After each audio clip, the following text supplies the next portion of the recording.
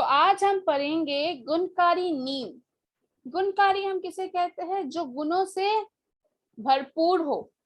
Neem, you have seen the neem leaves. हम neem leaves खाते हैं। नीम की जो नीम का जो एक ब्रांच होता है उससे हम अपने दांतों को भी साफ करते हैं। तो नीम is very much helpful and neem is very much good for the health and for ourselves. So चलिए आज पढ़ते हैं गुणकारी नीम। नीम का पेड़ आम के पेड़ के समान ऊंचा होता है। इसके पत्तियों के किनारे दोनों तरफ से कटे हुए होते हैं। गांव में नीम के पेड़ को लोग अपने घरों के सामने लगाते हैं। इसकी पत्तियां इतनी घनी होती है कि सूर्य की किरणें इनमें से होकर पृथ्वी पर नहीं पहुंच पाती। गर्मियों में इसकी छाया का भरपूर आनंद उठाया जाता है। गांवों में बड़े बूढ़े इसकी छाया में बैठते हैं, बच्चे खेलते हैं तथा पशुओं को भी वही बांध लिया जाता है। इस प्रकार नीम का पेड़ एक घर का काम करता है।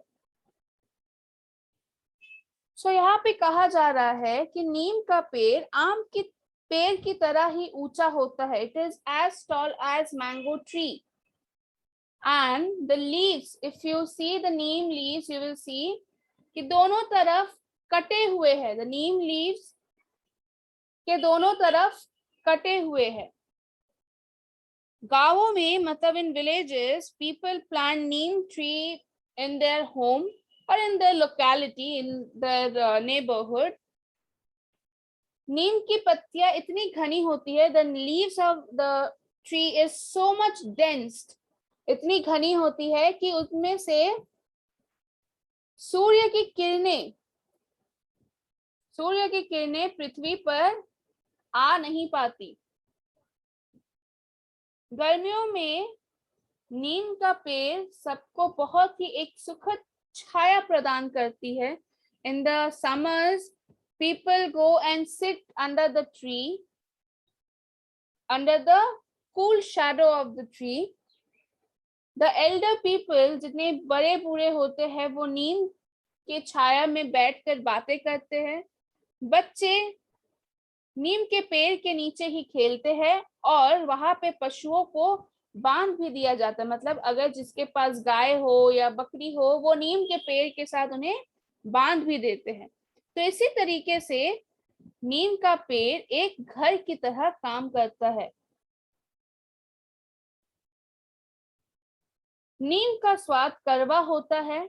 प्रातः काल होते ही लोग नीम की टहनी तोड़कर दातून करते हैं।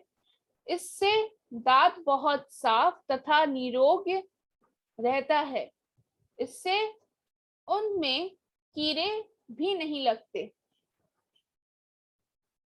तो नीम का स्वाद मतलब the taste of the neem is very much bitter, बहुत ही कड़वा खाने में होता है। और गांव में लोग सुबह सुबह उठ के नीम की टहनी हम किसे कहते हैं?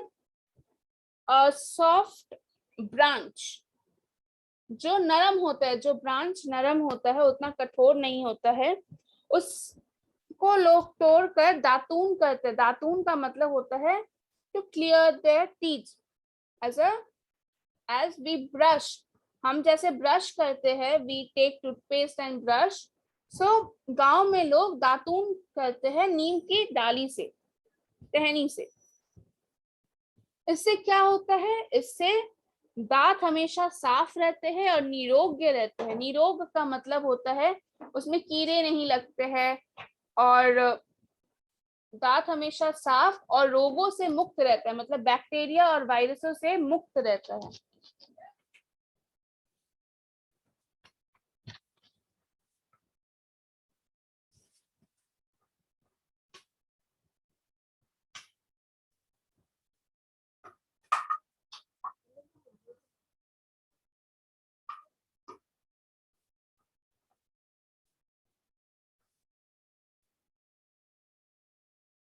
ओके, नीम की प्रत्येक चीज काम आती है। इसके फूलों की सुगंध अच्छी और गुणकारी होती है।